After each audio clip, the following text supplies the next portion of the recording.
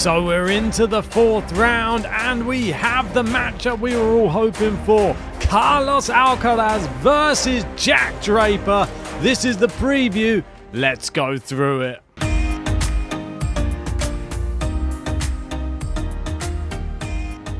That's right, and before we go anywhere, make sure you've hit a like and subscribe to the video. Let's get stuck into it, and let's start with Carlos Alcaraz. That's right, he got through his match in the third round against Nuno Borges, but this one was in 4 sets. It was 6-2, 6-4, 6-7, and then 6-2.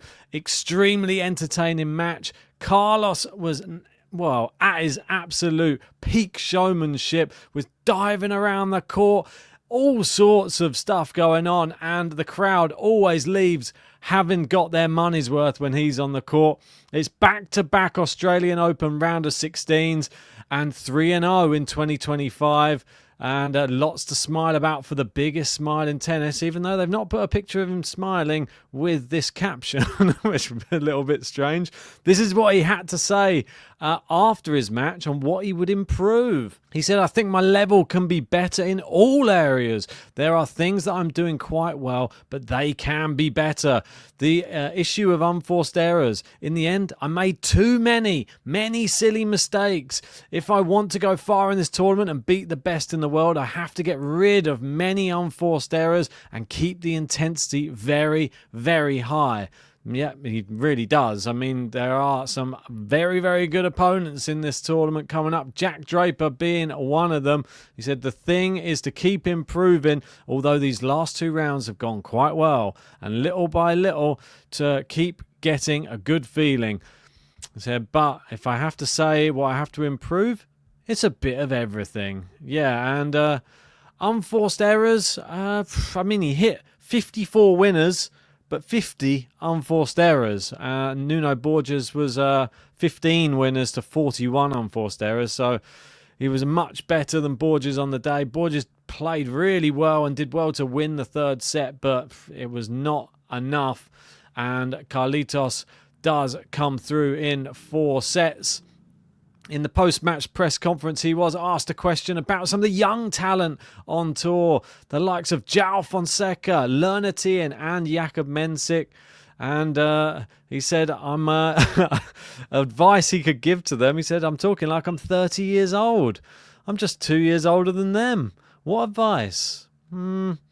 Don't beat me, I guess. And I absolutely love this quote from him. And there he is smiling in the press conference.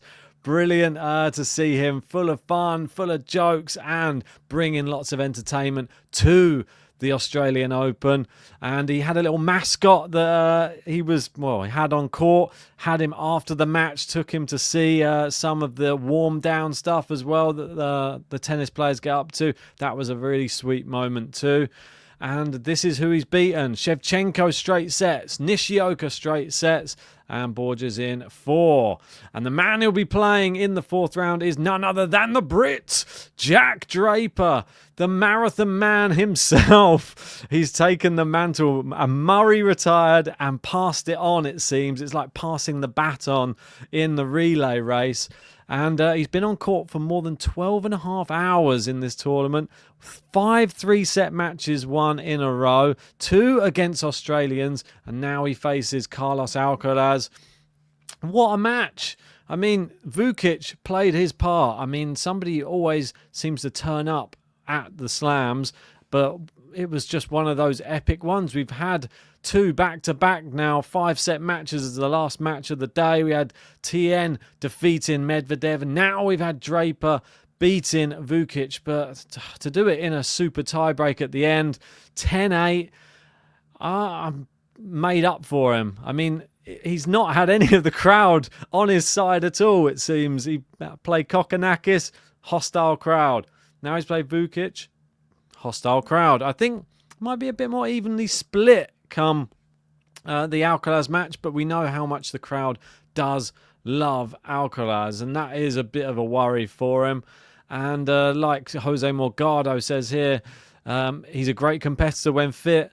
He beat Alcaraz in the past, the only player to beat Carlitos on grass since 2022, but it won't be ideal to arrive for the fourth round match with 15 sets played in 3 matches, and that is one of the big notes.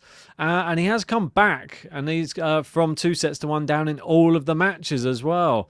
That one, he just lost the third set 7-5, and then it was 2 tie-break sets to win the one earlier on. The one against Kokkinakis, absolutely fantastic again, 7-5, 6-3, slightly more comfortable. And then the Navone one, 6-3, 6-2 in the final 2 sets. He is strong in the depth of a match. Like that final set, he's really proven that he's leveling up. Can he do it against Carlitos? Here's the head-to-head. It's 2-1 in favour of the Spaniard. And where did they play? Well, Jack Draper won their last meeting. That was at Queen's. It was in straight sets on the grass. Alcaraz won both of the matches before then. And it was Basel Indoor Hard was their first meeting in 2022.